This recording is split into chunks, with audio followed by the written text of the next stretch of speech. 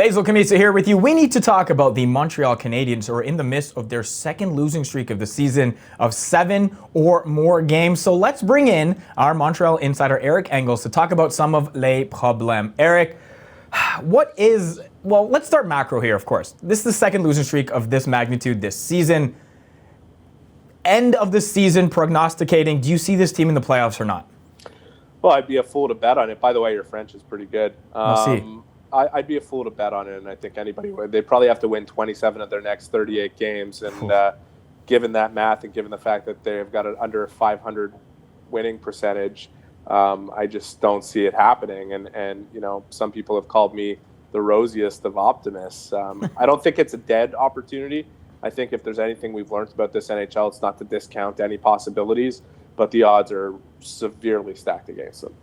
Well, let's see just how optimistic you are, because in 6 of those 7 losses, it's been by just a goal. They've had leads in a lot of these games as well. Is there solace in how they're playing, or is it simply the result right now that's dampening the season? Well, there's solace in how they're playing, and it's probably unrelated to the playoff picture in general. It's just the fact that you've got good character in this room, and they work so hard. And I would say that their effort has been unimpeachable in roughly 42 of 44 games they've played. You know, every team is going to have a letdown, but this team lets down less than just about any other in the National Hockey League. And that's important because they've got a lot of young players in their lineup, and they need to learn the right way to play. And to have guys like Shea Weber and Paul Byron and Brendan Gallagher, some of the guys that are injured right now around, but also guys like Max Domi and Nick Cousins and Jordan Wheel and Brett Kulak, and, you know, you can go on and on down the list, and Ben Sherratt. There are so many players here in Montreal that are really dedicated players, that they are working so hard. You know, Jeff Petrie's another guy. Carey Price, another guy. This is important for these young players in this organization, and it's something they should be commended for. Often when you get in close games like the Canadiens have been involved with over the last couple weeks, you rely on your goaltender to help make the difference. Any problems at all with how Carey Price is playing through all of this?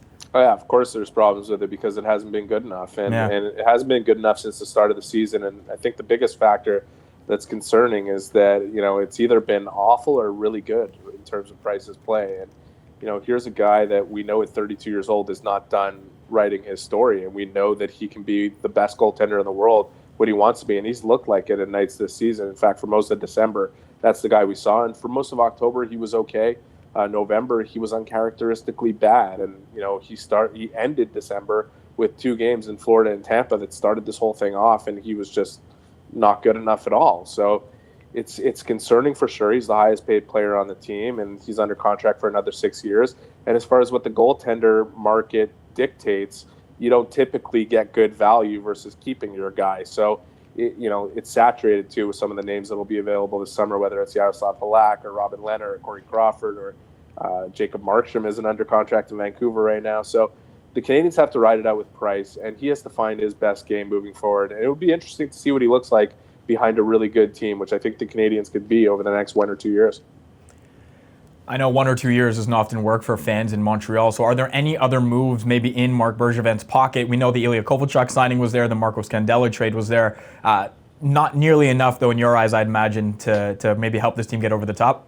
Well, it was enough given that he didn't give up anything to get them, and both those guys are playing well. You know, you look at Ilya Kovalchuk's first 2 games, he's got 3 assists, and I wasn't expecting that, and I wasn't expecting him to play upwards of 20 minutes a game and over 21 minutes in Detroit. And, you know, I don't know how much better he can play, but the fact that he's played that well is a good sign, considering he costs nothing to sign at the league minimum and has a $70,000 AHL contract if that's where he ends up. But I think he's proven to be an asset that potentially Bergevin could move for something moving forward. Scandella, same thing. He's come in, been a stabilizing force on the blue line, and played well as a hometown kid who's a pending unrestricted free agent. As far as adding to the picture here, you know, it's not even up for discussion at this point, because unless the Canadiens go on a tear here and win their next 6 games going into the bye week, we all know which direction this is going in, and it's sell, sell, sell.